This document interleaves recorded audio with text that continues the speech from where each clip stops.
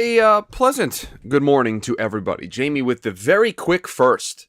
The very, very quick first was basically, I think, sitting in the YouTube chat. I don't know how he did it because we weren't live yet, but he is there. Braden, welcome back to the show. Good to have you. Been busy with work. We understand. 3-0 right now in match play to open the year. It's a fantastic start to the schedule for you.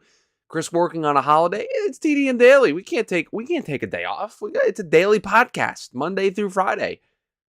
How could I not spend at least a half an hour or 45 minutes with everybody? Like, I'm not taking a day off. I'll probably, do something later in the day. Everybody else, I will say, everybody else in the house today's got the day off. So if it's a little rowdy out there, it's because everybody's here. But no, we're pushing forward, man. We're pushing forward. We are having a fun time today. We are starting our room series, or room rankings. So quarterback room, the first show up today here on the show, or the first room up today here on the show. I ranked all 32. I sat down this morning and I did it, and I'll tell you, I did it 1 through 32, and I hate it already. There is just a middle group of just quarterback rooms that I have no idea what to do with. The top I got pretty well sorted out. I think the bottom 7 in some order I feel pretty good about. It's like that middle 18, 19 teams. I have no idea what to do with them. So that should be a lot of fun. And so figured we would do that today. Prospects and props later today, just a cheap plug. A lot of news and notes on that. We talk about DeAndre Hopkins and his cut from the Cardinals, places where he might go. And then we talk about the Jimmy G news. And so I didn't want to double up and do that on this show here as well. So I figured instead of a news show, we would do this quarterback room ranking series. I just need to send out the tweet, and we are ready to go because I already posted it in the Discord. So you hear me frantically typing away. That is because I'm getting the tweet sent, and we are going to get this show on the road here. Braden says, I put some bucks on Joey Porter Jr. for Defensive Rookie of the Year thanks to Jamie. I mean, I'm part of the show too, Braden. I know Jamie's all in on the Joey Porter Jr., but like, you can't say thanks to us, thanks to the show, thanks to... it's just got to be about Jamie. He doesn't need that. He doesn't need that for the ego. He doesn't need that to start the week. All right, ranking all 32 NFL QB rooms ahead of the 2023 season. Come make fun of my list. And with the link, and we tweet. Okay. We are ready to go here on a Monday. Hopefully everybody can hear me okay. We'll transition to the big screen. Hello, good morning, good afternoon, if it's afternoon wherever you are, although I think we are all United States located here today, at least to start. So I don't think we have any of our international friends here in the chat already, so I don't think it is afternoon. I think it is going to be basically morning for everybody, but a lot of fun. I think this is going to generate a lot of debate, a lot of buzz, and different way you can go about this, right? I think everybody could come to a different list of 32 when doing this, so it should be a lot of fun to dive into this. But I'm going to press record here for the podcast audience. We'll get the show on the road because we've got 32 different quarterback rooms to talk about. This one might take just a little bit. And welcome in to the Monday edition of the TDN Daily podcast. Chris Schubert back with you here once again on the show. Hope everyone's having a great start to their Monday.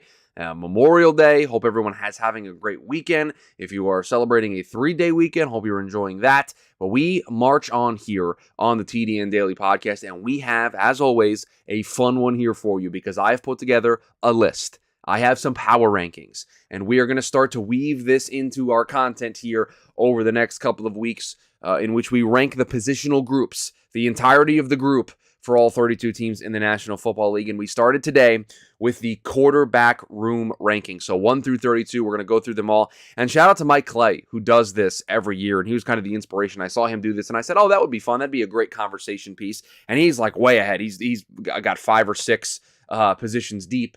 And so I'm kind of catching up. But I thought I would do my spin on it, put my list together, give you my thoughts. And so we've got a 1 through 32 list. And I will say that there is a process to this, and there is value that you can put on certain things, right? I think for certain teams, you're going to put heavy value on having a top-end quarterback, right? You're going to put a lot of value on having Patrick Mahomes, Josh Allen, Joe Burrow, Justin Herbert, Lamar Jackson. You're going to put a lot of value in having those types of guys, and that's going to be able to override maybe not having a great backup quarterback. And then there are going to be some teams, I think of San Francisco, I think of New York, I think of Dallas, I think of Detroit, teams that have a decent starting quarterback, but also a pretty good backup option. Those teams are going to probably be a little bit higher than where they would be if we were ranking all just the 32 starting quarterbacks in the National Football League. And I can personally attest to this because I have some quarterbacks a little bit lower on this list than I probably would if I was going 1 through 32. And I have some quarterbacks higher on this list if I was doing 1 through 32. So there's a value proposition here that plays itself out. At the top, it basically performs the way it would for any sort of 1 through 32 list. If you were just ranking the starting quarterbacks for all 32 teams. And then the further you go down the list, I think situation comes into play. I think, again, we're ranking these ahead of the 2023 season, so the performance last year, how much I think they're going to be able to bounce back, also comes into play here as well. And so it comes to a list for 1 through 32. But I do want to say here at the beginning, I think it's pretty easy to get the first, I would say, 5 or 6 teams. And you can put them in whatever order you want. And I think it's because you're weighing heavily towards the talent of the starting quarterback. And then I think the bottom 6 or 7, I feel pretty good about in some order. I think some people in the chat might be like, no, I'd like this team over, I'd like the Titans over the Texans or whatever the case may be, right? I think the bottom part of this list is also pretty easy in some order. Man, the middle of this list is you're weighing different things and you're just kind of just picking what matters more to you. And so Bailey says he's ready to complain. I'm kind of setting it up that way to where I think there are going to be some complaints. But as with these lists, if the chat overrules me and you make a compelling case, I'll make a change. These are not official until the show is over, until the show gets published, right? So then that's when the changes are official. That's when we lock in the list. So with that being said, let's get started. And I think the first 3 are pretty easy. We did this same thing when we discussed the quarterback, my way too early quarterback power rankings for 2023. I have Kansas City number 1, Patrick Mahomes and Blaine Gabbert. I have the Buffalo Bills number 2. I have Josh Allen, Kyle Allen, and Matt Barkley. Some teams I listed 3 quarterbacks if it was worthy of mentioning. And then 3, I have the Cincinnati Bengals, Joe Burrow, and Trevor Siemian. Those are the groups that I have 1, 2, and 3. So Kansas City, Buffalo, and Cincinnati. Those are the 3 groups that I feel really, really comfortable with, right? I think those are 3 teams that you're going to put in that order at the top because of Mahomes, Allen, and Burrow. Those guys are going to carry the list. Bailey says Chiefs, Bills, Bengals in that order is chalk. Yeah, I mean, it is. It's chalk, but I think it's the way that this needs to go. I think after this, you can do some different things and you feel a little bit differently. Sam says, I might go Cincy over Buffalo for feel of another Josh Allen injury. That's fair if you kind of want to factor that stuff in. Again, the Bills have, I think, 2 okay options at quarterback. Simeon's okay. I just think, again, you want to put the Bengals 2 and the Buffalo Bills 3. Same thing we said about putting Burrow 2 and Allen 3 when we did this list. That's fine. I'm not gonna really argue with you about that. 4. So 4 might shock some people because, again, I don't think this guy would be 4, and I don't think he was 4 when I did my power rankings. I couldn't find them. Oh, you know what? I know why I couldn't find them now. I was scanning all over the globe, all over my Google Docs to try to find where the list is. And I remember, it's not a list that we typed out. It's a list we wrote out. And in the move, guys, I can't find the red notebook. The red notebook is currently MIA. The Stanley we got. We got the Stanley. We found that were no problem. But the red notebook is MIA. So I don't remember specifically if this guy was 4. I don't think he was, but he might have been. But for me, the 4th quarterback room that I would rank is the Philadelphia Eagles. Jalen Hurts, going to be an MVP candidate every year with what he's able to do running the football, the growth that he's made in passing the football, but a pretty decent backup option as well. And Marcus Mariota, a guy who can run a very similar system, a guy who has that running ability, that mobility, decent enough passing. And so that's the other part of this too, is can the backup quarterback seamlessly transition in and be able to play a similar style to the starting quarterback? Well, the Eagles have that in Marcus Mariota, and Jalen Hurts is one of the top 6-8 quarterbacks in the National Football League right now. And so for me, they get that bump because I love the backup quarterback option, and the starter pretty good as well in Jalen Hurts. I have the Los Angeles Chargers 5, and Bailey kind of mentioned in the chat, he was guessing where I was going, and he said those teams might get a bump. Ravens and Eagles might get a bump over the Chargers due to the backup being good. And I think that is the case. I think because Marcus Mariota is a better backup than Easton Stick, I felt comfortable putting the Eagles over the Chargers. But I didn't want to downgrade Justin too much, right? And I didn't want that. I didn't want Easton Stick being the backup to hurt Justin too much in this list. So I put the Eagles in front of him, and I have the Chargers at 5. The Baltimore Ravens clock in at number 6. Somebody kind of mentioned it in the pre-show that I was going to have them pretty high because of how much I love Tyler Huntley. But a decent backup option in Tyler Huntley. Braden says, I'm shocked you went Chargers over Ravens, to be honest, for the full room. Tyler Huntley didn't play all that well when he stepped in the second half of last year. And so that would be a little bit of a concern with me. But more than likely, Tyler Huntley's going to get some action, and he knows the system. He plays it pretty well. But I didn't want to punish Justin too much. That was the reason why I only put one of the two teams in front of the Chargers. And so for me, that was kind of the difference maker. But so I put the Baltimore Ravens at number 6 on this list, and very easily you could put them above the Chargers for all of the reasons that we just mentioned. That you like the backup option of Tyler Huntley more than you like Easton Stick for the Los Angeles Chargers, and I would be okay with that. This is where the list I think gets interesting, because I think you can put all 6 of the teams that we just mentioned in some order, and we just mentioned being able to put the Ravens above the Chargers as well. But I think the caliber of quarterback of Mahomes, Allen, Burrow, Hurts, Herbert, and Jackson, those 6, put them in, they can't go lower than 6. They're stuck into this group. And so now after this, you have to ask yourself the question of, are you going to prioritize having a pretty good starter, but an okay backup? Or are you going to prioritize having a decent overall quarterback room? And I will tell you, I think for teams 7 through 11, I balanced this pretty well. Now, the chat may not like this. The chat might hate this, the live YouTube chat. You might hate the way that I did this. But for me, number 7, I prioritized having a good quarterback and maybe not having a great backup quarterback. I went with the New York Jets and Aaron Rodgers and Zach Wilson as my number 7 QB room, just because of how good Aaron Rodgers I still think can be. And I think he still has enough left in the tank. He is a back-to-back MVP in very recent memory. He played probably the worst season of his career last year, and statistically, it would still be one of the best seasons that the Jets had. And I do think you're going to get a better version of him, not having that thumb injury, having a better supporting cast, having a better defense that probably helps him out. So for me, the New York Jets were number 7. Again, put an emphasis on having a really good starting quarterback and maybe not having a great backup quarterback in Zach Wilson. Now, again, with team number 8, I prioritized having a good quarterback room. So I kind of went 50-50 here, because I think when you look at a team, same division as the New York Jets, when you look at the Miami Dolphins, Tua, one's out there, is very good, but you have to have the same questions that we asked about Baltimore with Lamar. You're not going to have Tua probably for 17 games. But the Miami Dolphins made a very concerted effort and really upgraded their backup quarterback, going from Teddy Bridgewater and Skylar Thompson to Mike White, who filled in for the Jets very admirably last year and was very good for the Jets. Almost single-handedly got them to the playoffs. And so is Tua a top 8 quarterback? I don't know. He certainly wasn't when we did our list, right? I think I had him 11 or 12 when we did our top 10 list. I think I maybe snuck him into the top 10 by the time we were all said and done. But when you look at the quarterback room, they've upgraded, and Mike White is, I think, a very, very good backup option, probably one of the best. I think when we did my top 5 backup quarterback options in a post show one week, I had Mike White number 1 or number 2. So for me, that deserved a shout. So we put the Miami Dolphins at number 8. This is where I think the list gets a little controversial. You guys didn't think I was going to do a top 10 quarterback list, not have Derek Carr somewhere in the top 10, right? I have the New Orleans Saints number 9. And listen, you can say what you want about Derek Carr, and you can say what you want about his backup being Jameis Winston. But we got 2 NFL starters.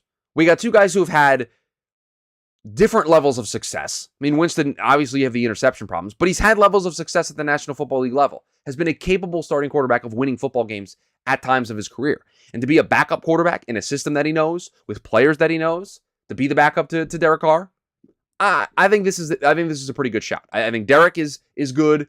I think Derek's going to be way above average this year. I think you're going to see one of the best years that Derek's had, and you've got a pretty good backup in Jameis Winston. So the Saints are number 9. Number 10 for me is where I went back into the bucket of the starting quarterback carrying the load here. And this is a quarterback that I think is very good. And I think is getting top 10 love, as he probably should be. The backup kind of hurts it a little bit, but we snuck him in there at 10. I have the Jacksonville Jaguars at number 10. Trevor Lawrence, CJ Beathard is that quarterback room for Jacksonville.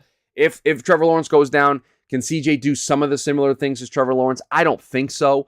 Trevor took a big step forward last year. Still has some growing, still has some ways to go. But for me, Trevor Lawrence is really, really good, and that warranted a top 10 spot just on the surface.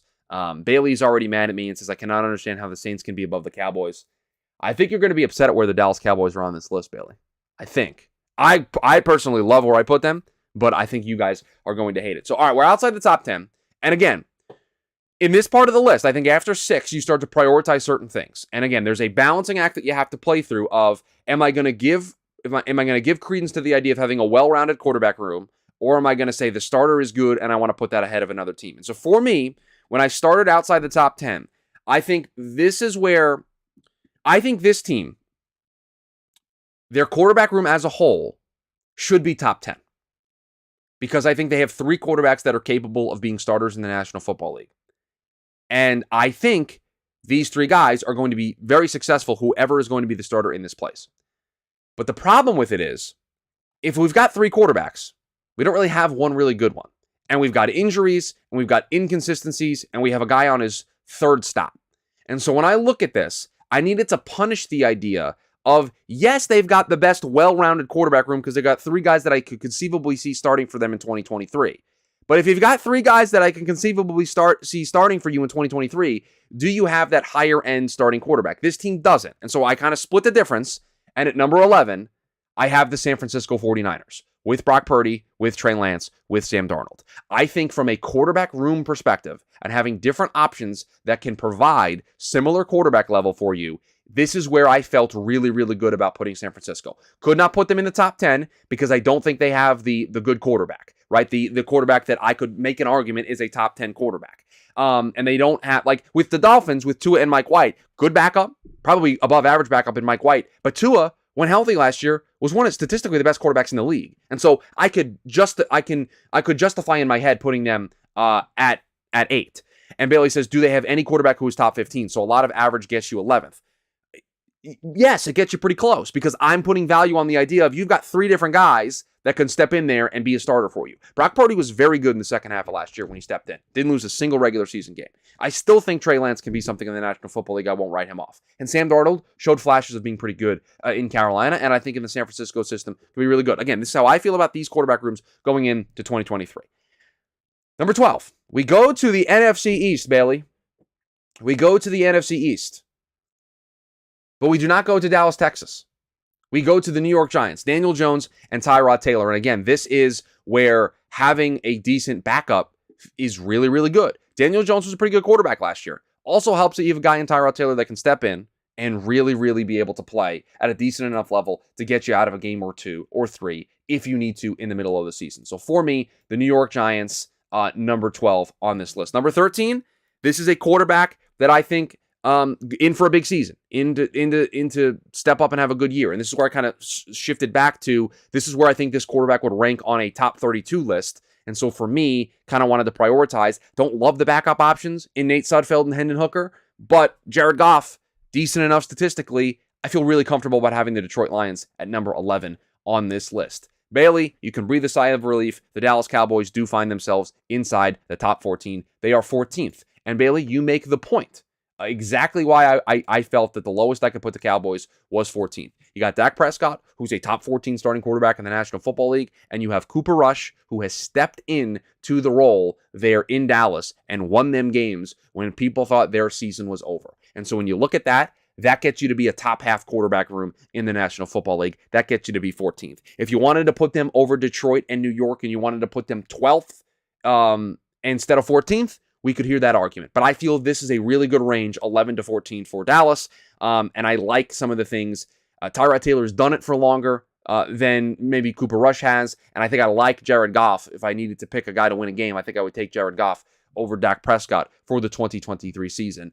And because I'm expecting big things from Jared in 2023. The Minnesota Vikings here at number 15. And again, I will tell you, I kind of clumped Jared Goff, Dak Prescott, and Kirk Cousins together because I feel very similarly about them at quarterback, and the way that it spat out in terms of these rankings were Lions, Cowboys, and Vikings. But again, you could put any 3 of these guys in any order. I think you would put some priority on Dallas with Cooper Rush. And again, you could put some value on having Hendon Hooker as a decent backup option for the Lions as well. But it's Kirk Cousins and Nick Mullins there in Minnesota. And Kirk Cousins doing a lot of the heavy lifting, so I felt comfortable putting him here at 15. And again, I admit that after about 11, this is where this list is very subjective, and you can move teams all over the place. 16, I put the Arizona Cardinals. It's Colt McCoy, Clayton Tune, Kyler Murray, I would guess at some point. If Kyler's going to play, I think Kyler lifts them to be a top half of the league quarterback room because of Kyler's skills. I don't think Kyler's a top 8, top 6 quarterback, maybe how some people feel when he's healthy. But I do think he's one of the top half options that I would take at the quarterback position. And so if Kyler's going to be healthy, I think they need to be in there. And so I put them 16th. But if it's just Colt McCoy and Clayton Tune for the year, then they are towards the bottom. I would have to redo this list. And so for the sake of being transparent, I put them 16th, and I just assumed Kyler would be able to play at some point during the season to be able to make them a top 16 team. 17, betting on some upside here, I have Justin Fields, the Chicago Bears, Justin Fields, PJ Walker, Nate Peterman, that quarterback room for Chicago. I worry about Justin Fields getting hurt and what they have behind him in PJ Walker and Nate Peterman, but I want to bet on the talent of Justin Fields, and I want to give that its proper weight, and so I have them at 17 here on this list. A team that is 18th on this list, and again, this is assuming the health for the player in question, but the backup options are not very good. I have the Los Angeles Rams 18th. So you've obviously got Matt Stafford, who again, I think if we were doing a 1 through 32 list and we were assuming health, Matthew Stafford would be a lot higher than 18th. But Stenson Bennett, Brett Rippon as the backup options, I don't love those at all. And maybe you can assume that you can get more out of those backups with Sean McVay as the coach, but I don't really love those guys all that much. Number 19, the Cleveland Browns, Deshaun Watson, Dobbs, DTR, Kellen Mond in that room as well. I think they've just got options behind Deshaun Watson that play a similar style to Deshaun Watson. I think we're assuming Deshaun Watson can turn things around and be better next year. That's kind of what I'm betting on, but I have them at 19th to split the difference. The Seattle Seahawks here at number 20. Again, Geno Smith had a very good year last year. They've got a capable quarterback behind him in Drew Lock, who has played at the NFL level, has started at the NFL level. And so when you have a guy who has a lot of experience starting at the NFL level, I put some value into that. And again, Geno had a pretty good year last year. Not so great second half, but I thought would be pretty good in 2023. I think he'll bounce back a little bit to the second half last year, and I wanted to get him in the top 20. The Pittsburgh Steelers at 21, Kenny Pickett, Mitchell Trubisky, Mason Rudolph. Again, you got guys with experience. You got guys who have started important games, and you've got Kenny Pickett, who I think is a decent starting quarterback. And I think, again, you're doing a top 32 list. This is kind of where you'd put Kenny Pickett. The backups, I don't think, change things a whole lot, and so I felt pretty comfortable with that. The Denver Broncos at 22, Russell Wilson and Jarrett Stidham. I'm expecting somewhat of a bounce back from Russell Wilson. I don't love the backup options in Jarrett Stidham. Again, if Russ has a full bounce back, I think this team starts to get into that, top 14 range because of how good Russ can be. But again, Russ was really bad last year. And so I'm kind of splitting the difference again on where he probably should be based off of 2022 and where he could be if he bounces back in 2023. And I split the difference going into the year. No Heldy in the chat, but we got the Green Bay Packers at 23 with Jordan Love, betting on the upside there with Jordan Love. The New England Patriots at 24 with Mac Jones and Bailey Zappi. Both of those guys could potentially get starting time this year. Mac was really good in his rookie year. Zappi, I think, showed some flashes when he played in place of Mac Jones. You feel pretty comfortable if he needed to get you out of a game. But overall, I don't think you'll love the ceiling on both of these guys. And so, arbitrarily, they can't get too far up this list. The Atlanta Falcons at 25 for me. Desmond Ridder and Taylor Heineke. Again, you've got a capable backup who has played games, started games at the NFL level, started a playoff game, if I'm correct, if I remember correctly. You've got Desmond Ridder, who they're going to hand it to as the starting quarterback for 2023. Started the last 4 games of the year. Decent, but again, there's a ceiling on where I can go with these guys based on what we know right now. Braden asks, how many games do you think Heineke gets? Again, that depends on performance of Desmond Ridder. It depends on injury of Desmond Ridder. I expect Ridder to be the starter. Do we expect Heineke to be the starter? I mean, Ridder was the starter down the stretch last year for the final 4 games, and I thought played well enough to earn the job. So he would have to not play pretty well, Ridder, or get hurt. And so maybe Heineke gets 3 or 4 games, I think, at best. The Las Vegas Raiders here at number 26. Jimmy G, Brian Hoyer, Aiden O'Connell. I'm concerned about Jimmy G after what we learned about the foot and the contract and the waiver and addendum G and a brand new contract and hasn't passed the physical. And the Raiders wouldn't have signed him because he wouldn't have passed the physical, but they didn't want to not have him. And so he has until the beginning of the season to pass the physical. And I don't love this room. They would have been higher if Jimmy G's health was good, but I had to punish it a little bit. I know somebody in the chat asked about it. The Carolina Panthers come in here at 27. You've got Bryce Young, you've got Andy Dalton, you've got Matt Corral. Sam said he was kind of surprised we haven't seen Carolina yet. Andy Dalton's decent, and Andy Dalton's going to be the starter for at least a little bit. But then you're going to go to Bryce Young. And what really can we truly ask of Bryce Young here in 2023? What can we realistically expect from him in 2023? And so when I looked at it, based on just pure talent, would I take Bryce Young over Jimmy G, over Ritter, over Mac Jones, over Jordan Love? I think I would. But down the road, I don't know if I would do that in year one. I think statistically all those guys are going to be better. So again, Carolina, I think you can make a case. You could put them high as like the 21, 22 range. But with a rookie quarterback, I kind of have to grade against the scale. I have to grade on a curve. And so that's what I did with a lot of these guys. I have the Colts 28, Minshew, a decent starting option. Anthony Richardson going to take over at some point. I think if Minshew starts, he gets probably, 2 or 3 games before Anthony Richardson's in there. But I actually anticipate them just going with A-Rich right out of the gate. And just going and just rolling and just having Minshew be the backup, be the mentor, just be the guy in the room in case of an injury. Bailey says, I think Green Bay having no vet on the roster right now makes them the biggest boom bust. If Love gets hurt or is terrible, they have nothing. Yeah, and that's why kind of 23 felt pretty good for me. Raul says 28 should be top 2, not 28. All right, Raul. I appreciate the bias coming in here. The Tennessee Titans at 29, and they probably should be lower. But, Ryan Tannehill is a capable starting quarterback in the National Football League. And Will Levis is going to be a decent backup option. He's probably going to be the starter at some point during the year. And then that moves Tannehill into a backup option. So I like that room a little bit better than what I have. The Texans, listen, I think we all think C.J. Stroud's going to be pretty good, but I don't know how good it's going to look in year one. And we got Davis Mills and Case Keenum behind him. I don't love that. I don't love that at all. The Washington... Can we still call them the Commanders? I have them as the Washington TBDs down on my page here. Sam Howell, Jacoby Brissett also in that room. That doesn't really inspire a lot of confidence for me. We don't know what Sam Howell is. He played 1 game last year. Jacoby Brissett's really good in the backup role, but the backup can't do the heavy lifting to get you really above this list. And then I have Tampa at 32 with Baker Mayfield and Kyle Trask to close out this list. And so now we have done the list. I've given you 1 through 32. Are there any major glaring things that we want to debate, that we want to hear out before we make any changes? I know Bailey made his points very clear about where he would like Dallas to move to. But does anybody feel very strongly about moving a specific team higher or lower on this list? I will say, the banter in real time didn't make me feel that I was completely outlandish with this list. I think everybody kind of understood my reasoning behind putting these teams where I did. But I will open up the floor for debates on if there's a team that we need to move, if there's a range that people feel like a team should be in, and they're in the wrong end of that range. Bailey says, I hate that you are making me a Dak apologist, by the way, but I think they are too low.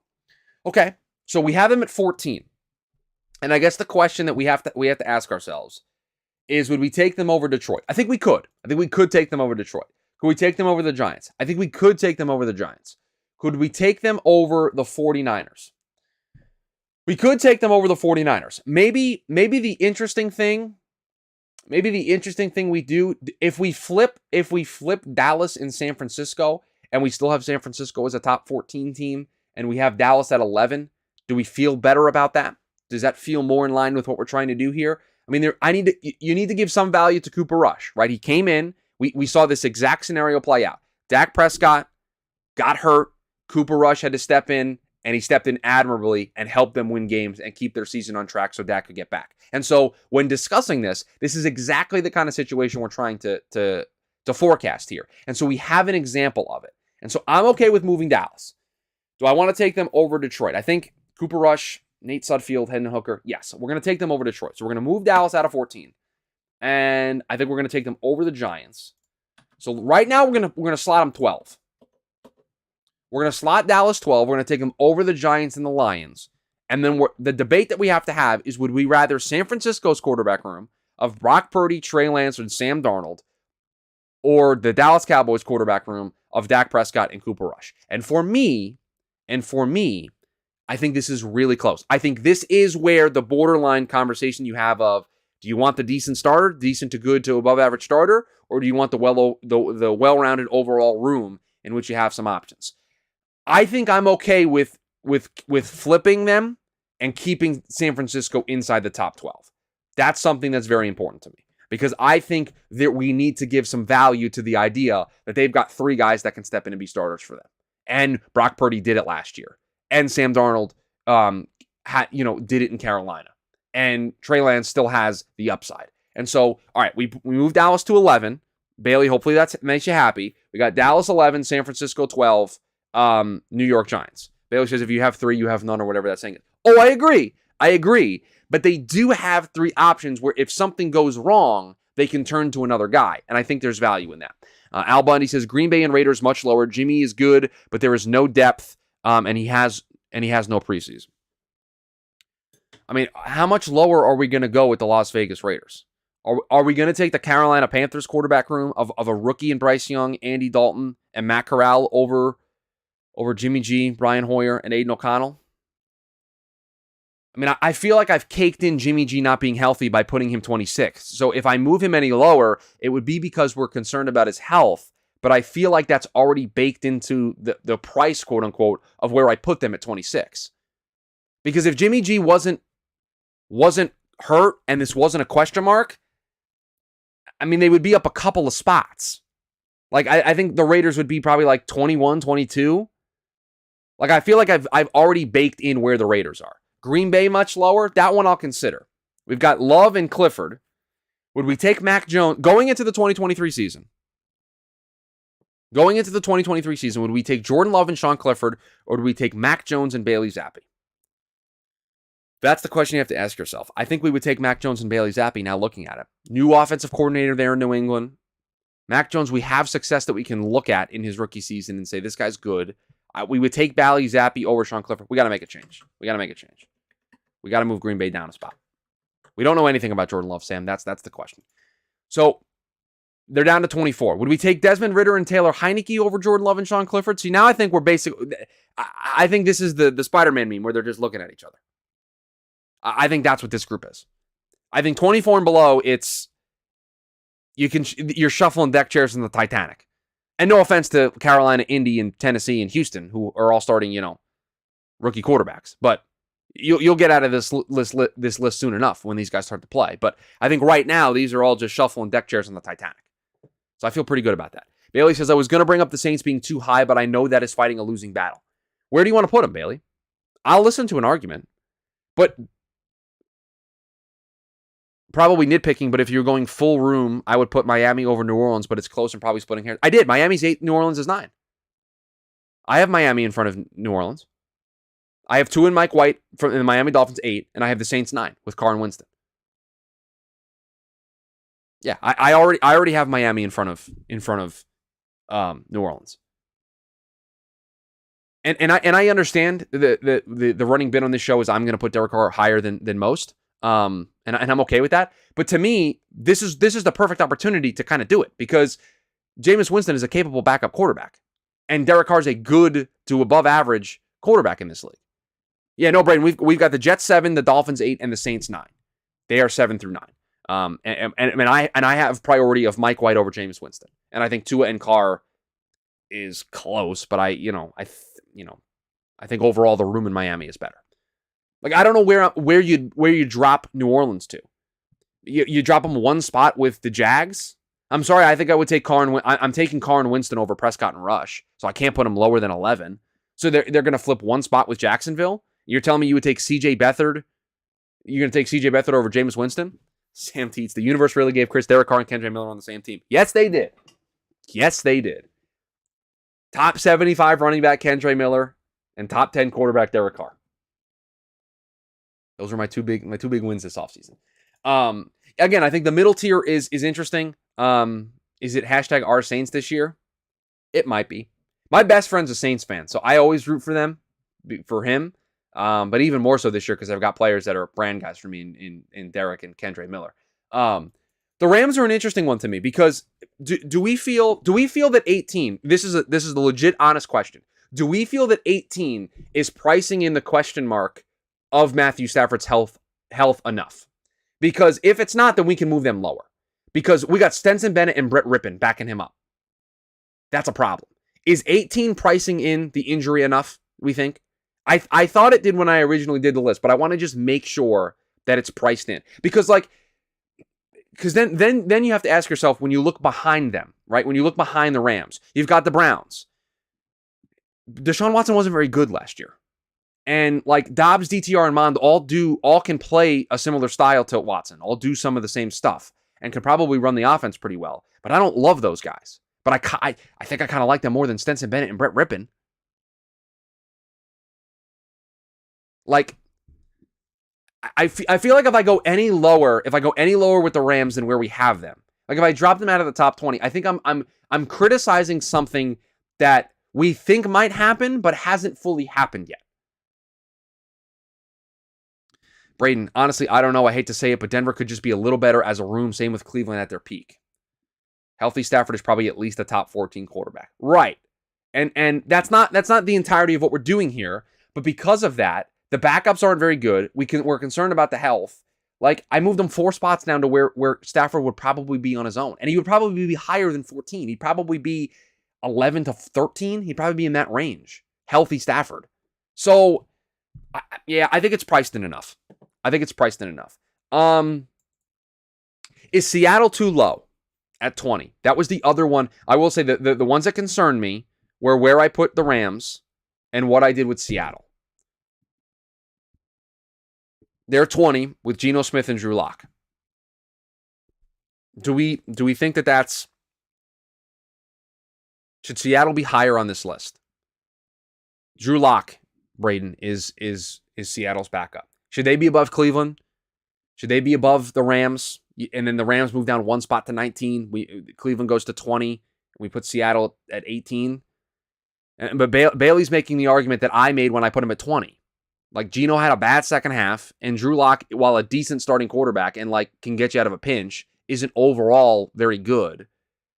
But like 20 feels disrespectful to Geno because of the great start to the year that he had.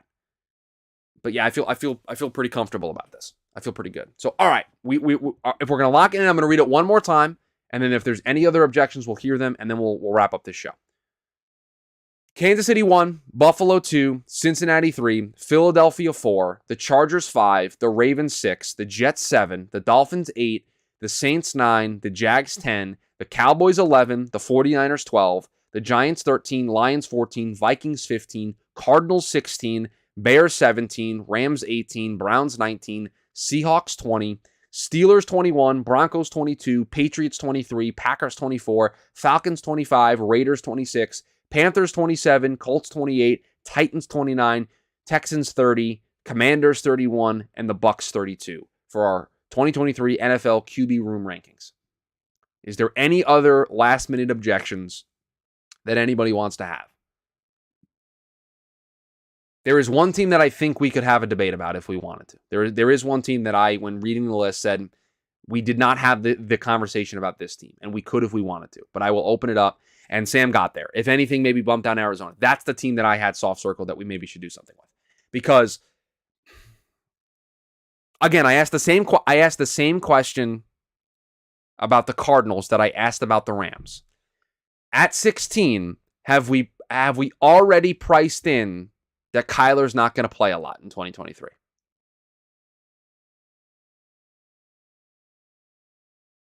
Like, would we, like, Chicago, like, I have a really tough time saying that I would take the Chicago Bears quarterback room over the Arizona Cardinals quarterback room if Kyler's going to play at some point this season. But maybe since we're looking at this through 2023 and he's not going to play a ton, that we do have to move them down. We need to move them down. We have to move them down. I'm going to move them 1 spot for the moment. The Bears are going to move up to 16, and the Cardinals are going to go 17, and then we're going to debate this. Would I rather have... How many games of Kyler am I really going to get? Because that's part of this. Because then I'm going to get a lot of Colt McCoy and a lot of Clayton Tune, and I don't really love that. They've got to be lower. The Cardinals have to be a lot lower now. I think they have to be lower than the Rams. I think they have to be lower than the Browns. I think they have to be lower than the Seahawks. I think we have to put the Cardinals 20 because we're not going to get a ton of Kyler. I know that's a egregious overreaction in real time that I think I just did, but I think the Cardinals have to be 20 because am I going to get more than 8 or 9 games out of Kyler Murray? I don't think the expectation right now is the answer to that question is yes. And so that means I'm going to get more than half the season of Colt McCoy and Clayton Tune. I mean, they've got to be way lower than this because it's really going to be Colt McCoy and Clayton Tune.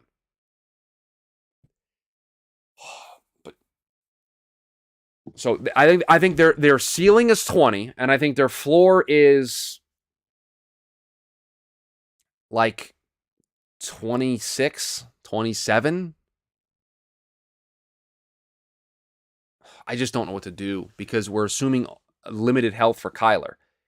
All right, I'll ask the chat the question this way. Would we rather the Cardinals quarterback room with 8 games of Kyler Murray and 9 games of Colt McCoy / Clayton Tune, or would we rather the Pittsburgh Steelers quarterback room with Kenny Pickett being the majority starter? Bailey, if Kyler plays every game, where do they go? I think they're in front of the Lions. Because I think Kyler's better than Goff, and I think I would take McCoy and Tune over Sudfeld and Hooker. So I think they're top 14. I think I would take them over the Giants. So they're threatening top 12. So if Kyler is healthy and played every game, I think they would be top 12. I think with Kyler playing 8 games, we have them down to 20. Does everybody feel good about that? I don't, to be honest with you. Because I feel like entering 2023, how do I not say that I would rather have Kenny Pickett for 17 games than I would? And if he plays none, they are arguably last. That's fair, Bailey. That's fair. Because if Kyler didn't play a single game, then Colt McCoy and Clayton Tune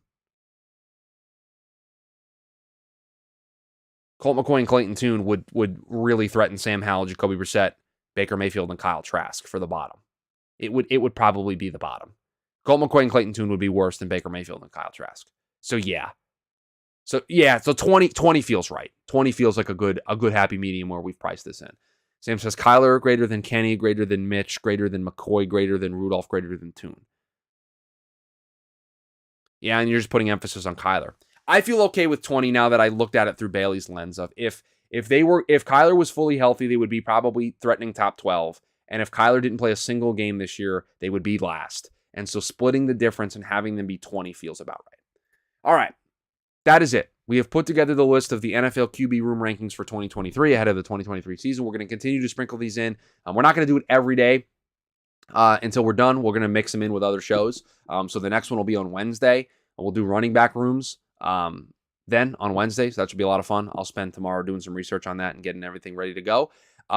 Appreciate everybody being here. Appreciate everybody listening to this show, rating, reviewing, subscribing to the podcast. And if you've done all 3 of those things, the next best thing you could do, which would be super helpful, share the show with a friend, share the show with a coworker, share the show with somebody you think would enjoy the football talk, the football banter, and would enjoy this in the offseason as we get ready for the 2023 season. And we're going to start to dive into the draft-related stuff. We're going to start diving into the college football-related stuff. We've got a lot of fun things planned here on the show. So if you already rate, review, subscribe to the podcast, the next best thing you can do, share the show with a friend. We would greatly appreciate it as we continue to grow the show, continue to grow the community. You can join us on YouTube Monday through Friday, 11 a.m. Eastern Standard Time. The pre-show, the recording of the show, the post-show. You can also catch it on demand if you want to see the video version of the show later on in the day. But I appreciate everybody making this show a part of their day. Hope everybody has a great rest of their Monday. I will talk to you all tomorrow.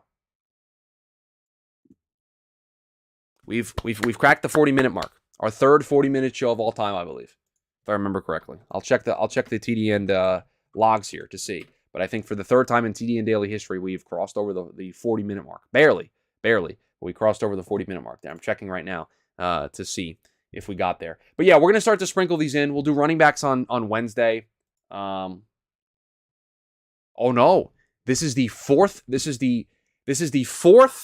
time we've made the 40+ minute mark. We've actually broken the 50-minute mark once. Our way too early prediction of each team's most important game back on May 15th we went 50 minutes. And then we have 2 other 40 minutes. So for the fourth time in TDN Daily history, we crossed the 40-minute mark. For funsies, we need you to do a uniform rankings show. We can do that. We can do that as the end to this. Running backs is going to be tough. Running backs is going to be really, really tough. So I'm glad I gave myself the extra day to kind of think about it, and I don't have to immediately do it tomorrow. Because again, this is really where you ask yourself, do I prioritize having a really good starter or depth? Bailey, did you mention what the plan was for tomorrow's episode? I do not have a plan for tomorrow's episode as of this moment. Normally I think about that later on in the day. After I get done recording prospects and props with Jamie, normally is when I start thinking about what tomorrow's show will be, and I start doing research. So I don't have a plan. I've got the working list of show topics that I'll normally pull off of. And if anything happens from a news and notes perspective, we might do that. But as of this moment, we don't have a plan for tomorrow's show. How long until Hopkins signs, you think? I mean, I think it would be. I think it's going to be pretty quickly. I don't think it's going to be like immediate. I don't think it's going to be like this week. But I think the next 2 weeks, next month, I think is probably fair. Bailey, I'm going to try and rank the 32 running back rooms before Wednesday so I can come in with my opinions fully formed. Yeah, I mean, and that's the other part too of kind of announcing the shows ahead of time, is because I think the thing that you guys love to do is to kind of also do the work with me and then compare and see where we differ and see how we feel about certain things. And so the idea of being able to share with you guys how far ahead we're working can allow you guys to kind of do that as well, and at least be in the right mind space. And so I'll start to kind of do that a little bit more moving forward, to make sure that you guys will be able to be a part of the show and have your list fully formed. But yeah, we'll do running backs on Wednesday. I actually kind of pulled it open here to kind of see. I have no idea what I'm going to do with this list. This is going to be fun. I can't wait to dive into it. I really can't. It's going to be a lot of fun. But all right, that is going to do it for us here on the show today. Appreciate everybody making some time for us here. I know it's a holiday. I know. Braden, who's your most underrated running back, not room, but just single running back? My most underrated running back. All right, let me just look at a list real quick. I have the list open just to make sure that I'm not missing anybody. Most underrated running back. Most underrated running back. Just making sure I'm not missing anybody here as I read through the list. If Jamie's in here, he'll know. He'll understand this answer. I haven't seen him typing, so he may have bounced out. I know this guy gets a lot of the buzz in Green Bay because he got the contract and he's been the starter, but AJ Dillon's really good. Like, AJ Dillon doesn't get enough love. Like, AJ Dillon in the second half of the 2022 season, like, he carried that team. Like, he did all of the running, like, in between the 20s, and, like, Aaron Jones just kind of, like, sniped the touchdowns from him.